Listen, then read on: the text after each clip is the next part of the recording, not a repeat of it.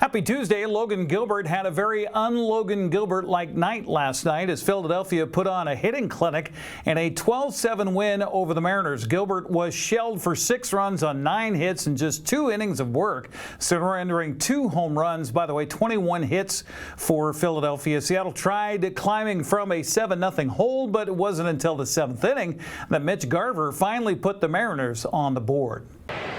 3-2. High fly ball out towards left center field, and this is gone. Mitch Garver gets the Mariners on the board. 2-out solo home run of the 7th. It's good to see, especially against Rangers. Suarez hit a little cut fastball down and in. The ball, the wind's kind of dropped off a little bit, but ball gets up there, carries in this ballpark. Launched out to right field, way back there, Cole Young. Wow! It hits off the second deck. A 3-run blast, and Cole Young has put the Mariners right back into this ball game. I'll tell you what, Cole Young has been so good, hitting 9th in this lineup. You're starting to see that power, that extra base come along. We're seeing more and more of it. A couple doubles at Citi Field. A huge home run, 106 off the bat. To the Diamondbacks, spent some time at A&M. Garver into right field for a base hit. Naylor is being waved home. He is on his way to the plate and scores. RBI base hit from Garver in the 9th inning.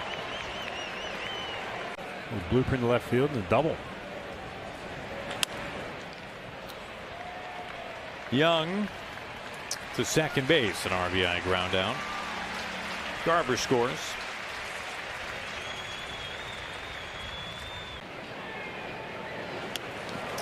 Well, this is off the glove of Real Muto, and J.P. Crawford scores.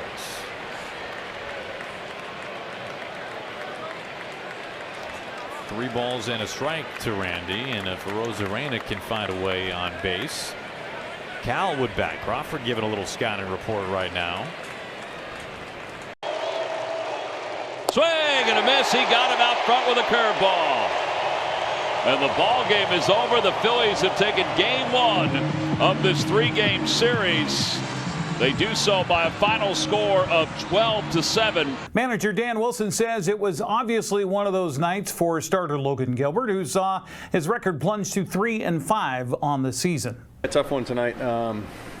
They were able to get to Logan early. They were getting to his stuff. It looked like some were hit hard, some weren't, and they were all finding holes. And then they, just were able to put a lot of pitches on him in that one inning. And we just don't see that often from Logan.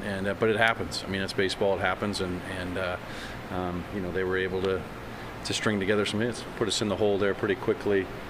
Thought Vargy did an outstanding job, getting us 3 innings there in relief, huge. And then, our guys jumped back in it. Big home run by Cole, swinging the bat well, and Garv with a big night offensively as well. And then, they were able to open it up again later. But, guys fought and we kept fighting at the end. And, got to come out tomorrow ready to go. Seattle's trying to snap a 3-game losing streak today. That game underway in Philly, broadcast live on Root Sports Northwest. While the Mariners were being blown out in Philadelphia, Houston was being blown out in Detroit. Tigers shut out the Astros 10-0 to keep Seattle's deficit in the American League West at a game and a half. Kansas City edged Texas 4-3. Cincinnati downed the Angels 4-1. The Athletics had the night off last night. Well, the Seahawks are back in practice this week, headed for Green Bay to practice with the Packers. In fact, that starts tomorrow in preparation for their game on Saturday. Coach Mike McDonald gave some good news on Monday. Uchenna Nwosu is expected to be back with the team after some off-season knee surgery. It's exciting because we're to my knowledge, we're ahead of schedule, which is really cool. So I know Chenna's been working his tail off, which is par for the course for him. And our training staff just had a great plan. Guy's done a great job, and so so he's going to be back with us. So he's going to start we have a plan to kind of ramp him up here over the course of the rest of going into the first game, and give us an option to possibly get out there early in the season. After watching film from Friday's win over Kansas City, Coach McDonald says there's plenty to be happy about, but also plenty to work on as they get ready for. There's a lot of the things we felt coming off the field. I thought our guys played really hard, all three units. There's some situational stuff that I thought we did really well at the end of the half and at the beginning of the third quarter. There's some situational stuff that fell short a little bit, but it was great. The guys did a great job. The spirit on the sidelines was awesome.